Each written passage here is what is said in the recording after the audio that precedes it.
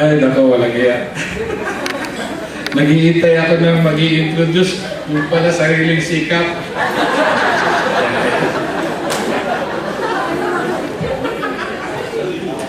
Anyway, good morning colleagues, friends, ladies and gentlemen. I was tasked to give the welcome remarks.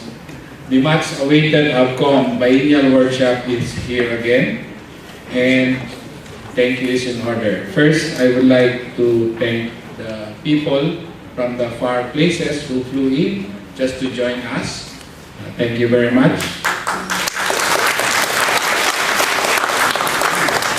Thank you very much for taking the time off your work and joining the workshop. Thank you too to the organizers of this workshop led by Rita de la Vega of Bank of America. Thank you too to Bless Andres for being our central point of contact. I know the task was not easy.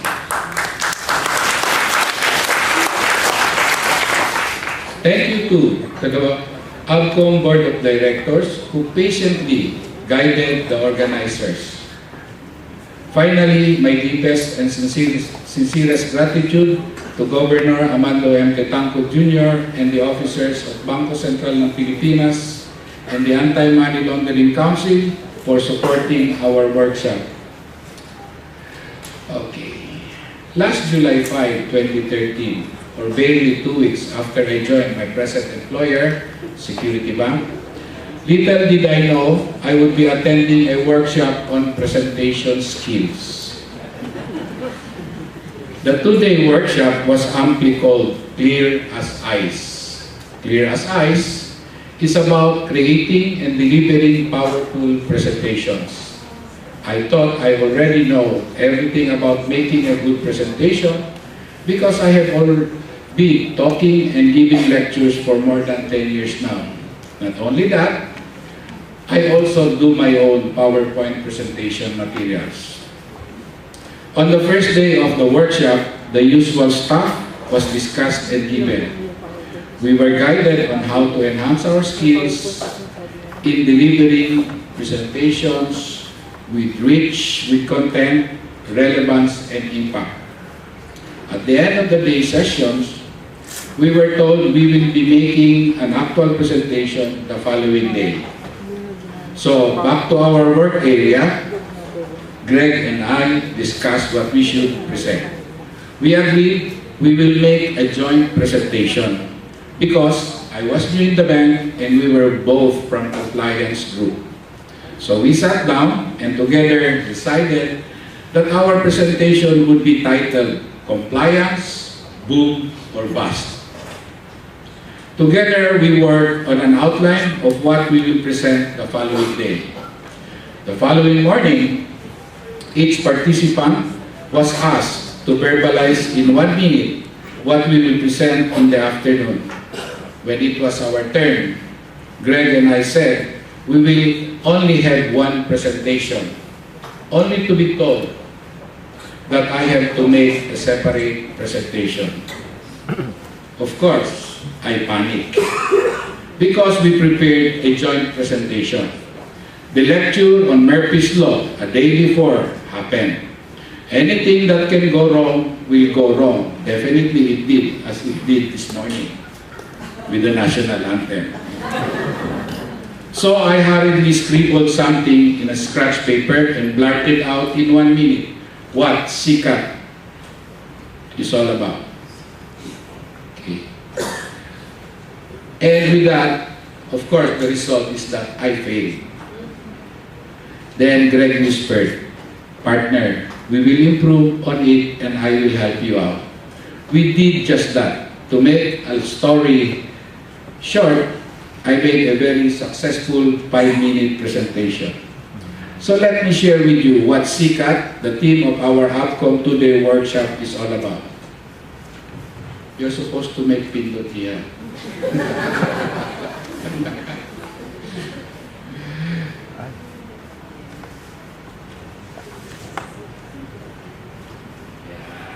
Okay? So yun yung presentation to, no? Except for the power, the background, this is basically what I did. with the help of Greg, of course. Pati kulay. Sabi sa'yo, power eh. So, sikat ang topic ko, and the title was Compliance, Corporate Governance, Anti-Money Laundering, and Trust Rating System. Okay. So, we made an overview, tatlo, no? Because the lecturer was saying, kailangan in the most that you can do or something na medyo may impact is 1 syllable, 2 syllable, 3 syllable. More than that, medyo people will not retain it in their memory. Famous dyan yung mga 3 syllable. Like what? D, O. Yung mga ganyan, di ba? Yung mga ganun. Ano pa ba yung mga 3 syllable na mga magagaling? B, P, I. Yung mga ganun. Ano pa? So anyway, yung topic ko was what is SICAT, how do we comply, and how do we sustain. So, at the portion of what SICAT is a 4 different rating system introduced by the Bangko Sentral ng Pilipinas. These are, first, the compliance rating system, and we all know that the compliance rating system serves as a tool for the BSP to assess in a comprehensive and consistent manner the effectiveness of the institution's compliance system and provide appropriate supervisory actions for weaknesses and violations of regulations pertaining to compliance. Second was corporate governance rating system. These supervision guidelines aim to provide a framework for assessing the quality of corporate governance in BSP-supervised financial institutions and for assigning the corresponding management component in the CAMELS rating system. The guidelines emphasize that there is no one-size-fits-all framework for governance. Third is anti-money laundering rating system. And we all know that the anti-money laundering risk rating system is an effective supervisory tool that undertakes to ensure that all governed institutions are assessed in a comprehensive and uniform manner, and that supervisory attention is appropriately focused on the entities exhibiting inefficiencies in the board of directors and senior management oversight and monitoring, inadequacies in their anti-money laundering framework, weaknesses in internal controls and audit, and defective implementation of internal policies and procedures. And lastly, for SICAT is the trust rating system. And the trust rating system takes into consideration key factors that are essential to the operations of a trust entity: managerial capability, operational capacity, compliance function, asset management practices, and earning performance. Moreover, the trust rating system evaluates the trust entity's risk management practices and capability to handle relevant exposure in its fiduciary dealings. So how do we comply with SICAT? We should use SICAT as a measure for evaluating the management component in the CAMELS rating system. We have no choice, do we? Okay. We have to depend our respective institutions' CAMELS rating. Or, to make it even better, we have to move our respective institutions to the next level if we want a well-managed and an economically strong bank. So how do we sustain SICAT?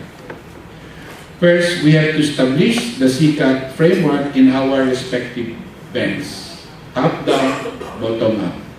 We have to patiently guide and coordinate with all business and operations units. Second, SICAT should be embedded in the compliance culture of our bank. SICAT should enable us to work and perform better. In summary, SICAT is a long process. We cannot achieve it overnight.